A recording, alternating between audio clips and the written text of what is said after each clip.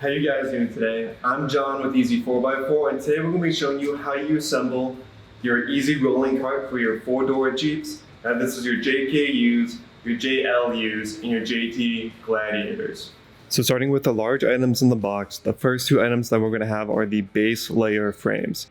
Now we know these are the base layer frames because the amount of holes drilled into the sides, and they're going to come with the base layer bars attached to the bottom.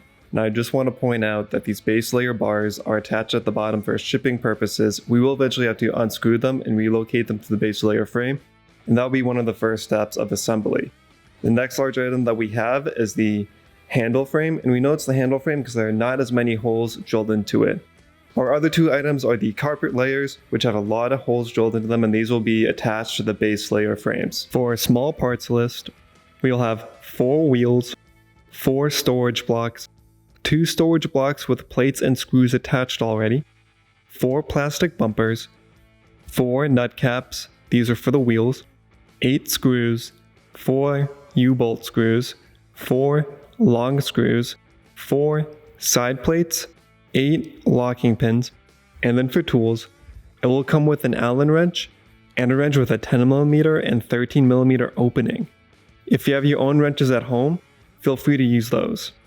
You will also need a ruler and screwdriver. If you have a ratchet laying around, it will be pretty handy, but you do not need one to build the cart. Also, don't forget the bag of additional washers. There's also a set of 2 extra large nuts and 2 small nuts in case you lose a few while you're assembling the cart. Alright, so the first thing we have to do is we need to relocate the base layer bar on the base frame. So we're going to take our Allen wrench and we're going to unscrew the bar from the frame.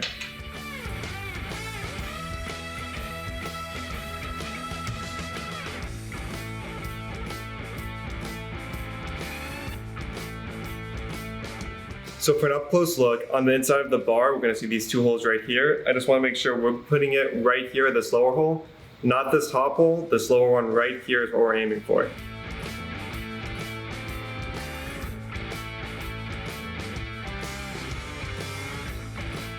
For this step, you'll want your 4 plastic bumpers, your 4 long screws, a screwdriver, and a wrench. For this step, here's a quick before and after of what the base frame will look like when you have the carpet on. So before is on the left, and what it'll look like after is on the right. So for this step right here, we want to make sure that the base layer frame is facing the right way. And we can tell it's facing the right way because we know that these 3 holes on the side, and if the 3 small ones are facing up, that means we're doing good. But just to show you the other way, this will be the wrong way, and you know it's the wrong way because we have this larger hole where the wheel goes. So if before you start putting pieces together, we want to make sure that this larger hole is facing downwards. And when it comes to putting the carpet on, we're going to take our bumpers, and you're going to notice that the bumper has a little recess in it, and the recess is going to be facing up, and the flat side is going to be facing the side of the metal frame. So when we take our screw, we're going to funnel it through, and then we're going to have the bumper go through the base frame. And the reason why it's recessed is so that the metal screw doesn't hit your door when you're putting your door on the cart. And I just showed you that because it's going to be hard to see when you put the carpet on, but we're aiming for that middle hole I just put the bumper in. So when we go to put the carpet on, we know we're aiming for this middle hole. So I'm going to slide this back. We're going to aim for this hole right here with our bumper. So I'm going to take the screw, make sure that the recess side is facing up, put it through that middle hole. Then I'm going to take my nut, twist it on, and then this is when the screwdriver comes in handy. I'm going to want to aim my screwdriver to hold the screw in, and then I'm going to take my wrench and tighten the screw on the other side.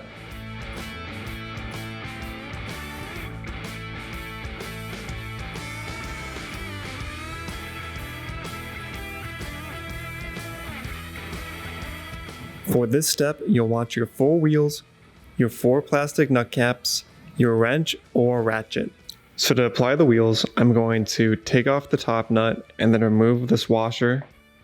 And then this rectangular frame, we're going to be attaching to the bottom of the base frame so that it's between the wheel and the frame.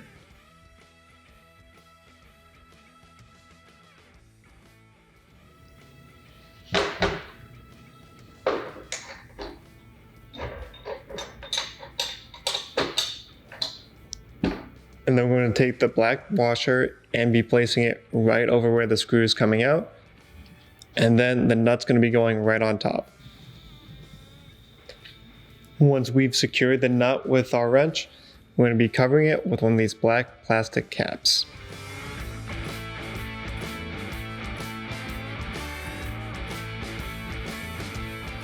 Now we have both halves of our rolling cart assembled, and as we can see, they've moved smoothly on the table. But now we need to connect everything. So now we're going to take our handle frame and connect it to two of our base frames. For this step, we'll want our 4 side plates, the ones that look like mini pyramids, our 8 nuts and bolts, and our additional bag of washers. The tools we'll want is our Allen wrench, and then our regular hex wrench. And if you have a ratchet, this would also be very handy as well. So I'm going to walk us through this step because it's a little complex. So we've got our base frames and we have our handle frame. And as you can see, we have 3 holes on our base frame and the 2 holes on the handle frame. So when we look at our side plate, we have 3 holes on the right, 3 holes on the left, a top hole and a bottom hole. These are the holes that are going to be lining up with the base frame and the handle frame. So we're going to have 4 screws for each side. So we're going to have a screw going through the top hole and the bottom hole for the handle frame. And we're going to have a screw going through the last hole on each side of the side plate for the last hole on each side of the base frames. When we take our screws and funnel it through the side plates, we just want to make sure that there's a washer in between the screw and the frames. So when we go to assemble the side plate, we're going to make sure that we have all the screws through the 4 holes we need them to go through.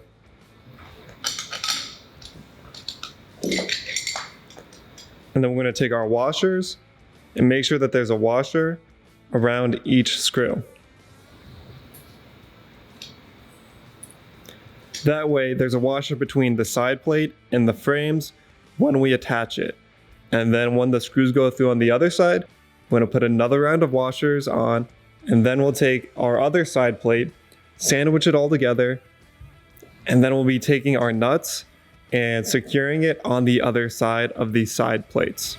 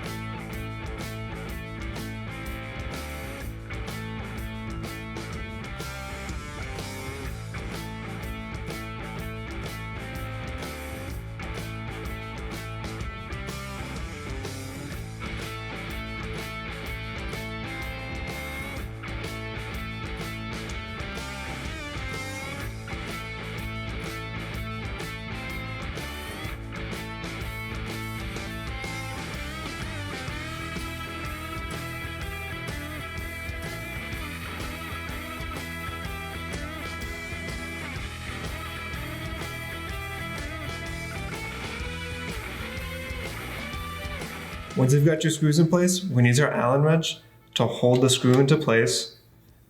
And then we're going to use our wrench to then tighten the bolts.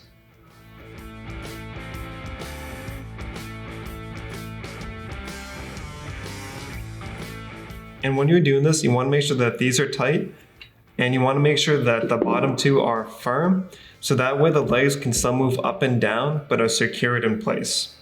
So this is what it should look like when it's complete. And just remember, we're going to have to do it again for this back side so that both sides of the handle and base frames are attached to each other. For this step, you'll want your 8 locking pins. So now to make sure that this stays upright and doesn't collapse in on us, we're going to be using these metal pins to push through these holes so that it stays firm and steady. So we want to make sure that the side plate holes and the base holes are lining up so that the pins easily go in. I'm going to do one on each side so that we get it nice and steady and straight. We want to make sure that these pieces that are hanging off go underneath so that they can wrap around and connect to the other side. So I'm going to push these through, and I'm going to take these hooks that are hanging off the back and use them to secure the pins in place. So just to show you guys, you actually only need 1 pin in on each side for this to be secured in place. We have 2, but if you only have 1, it'll be totally fine. And as you can see, I'm trying to put all my weight on it. It's not bending, it's not going anywhere. So if you have 1 pin in, it's totally okay. For this step, you'll need your 4 storage blocks, your 4 U-bolts, your 2 storage blocks that have the metal plates, nut, and twisting locking mechanism already on it. You'll need a wrench and a ruler, and the ratchet will make this step a lot easier if you have one at your disposal. When we go to install the bottom storage block, we're going to want to make sure the flush, clean side is facing upwards. And for when it comes to where on the cart we're going to be putting it, we're going to take our ruler and we're going to measure 6 inches from the base frame up the cart so that the top of the storage block lines up with our 6-inch mark. Then I'm going to take the U-bolt and funnel it through from the outside. I'm going to take the 2 nuts to secure it into place. Once we get the storage block on, I want to make sure that it's loose enough where I can slide it up and down with my fingers, but then if I'm not touching it, it stays in place.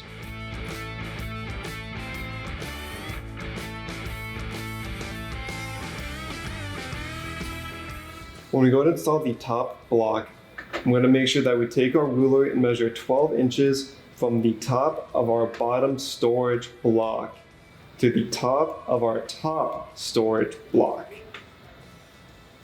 And then I'm going to take our U-bolt, slide it through from the outside, make sure we secure this into place with the nuts. So when we go to install the middle storage block, we're going to be installing it on the same side as the top and bottom ones, but we're going to be installing it backwards with the U-bolt, so we're going to be coming in from the inside out. So then after that, we're going to take the metal plate that comes with it, have it flush against the pipe, and then I'm going to take the nut, put it into place, and I'm going to take the twisting locking nut and slide it on. Now when we want this on, we want to make sure that this is flush but loose so that it stays in place, but then it will slide up and down when we need to adjust it for when the door is on the cart.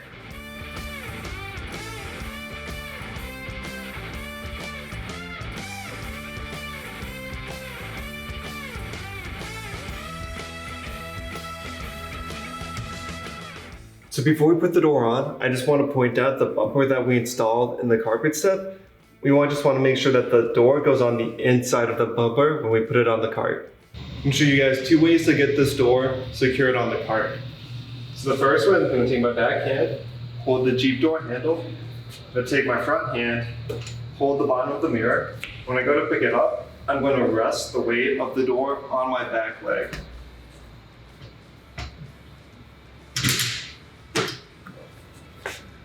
And that's the best way of getting your Jeep door on the cart.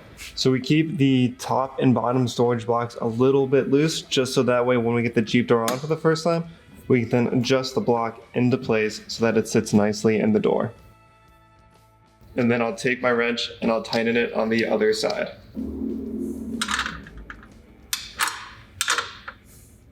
The other method of doing this is we're going to keep our back hand on the Jeep door handle, and we're going to take our other hand and hold it by the bottom corner of the Jeep, because we designed the cart for there to be a space between the Jeep door in the car frame so that we can get our hand underneath there and help guide the door in.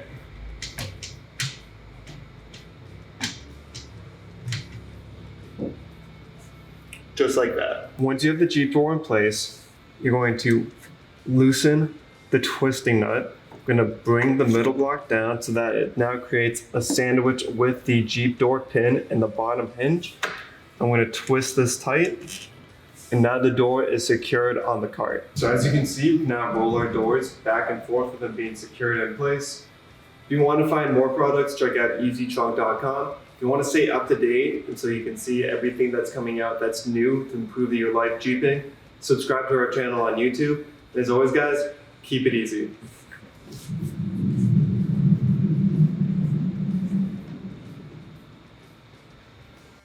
You guys are still here? Let me just quickly show you how to properly store this cart. I'm going to put this pin in, and I'm going to make sure I take the extra clip and I'm going to swing it around the back of the leg. So you can see these aren't going to go anywhere. So when you need to put your doors back on your Jeep, you can store your cart compactly in any space you need.